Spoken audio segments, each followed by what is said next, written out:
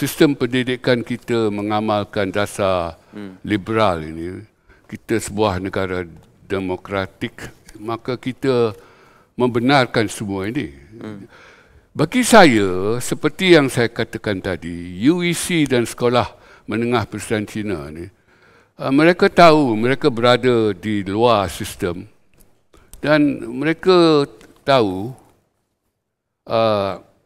keadaannya. Jadi bagi saya,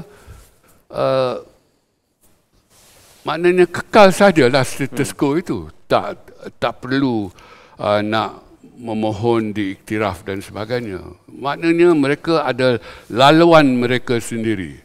Kalau boleh, jangan kacau sistem kami lah. Jangan kacau IPTA kami lah. Begitulah.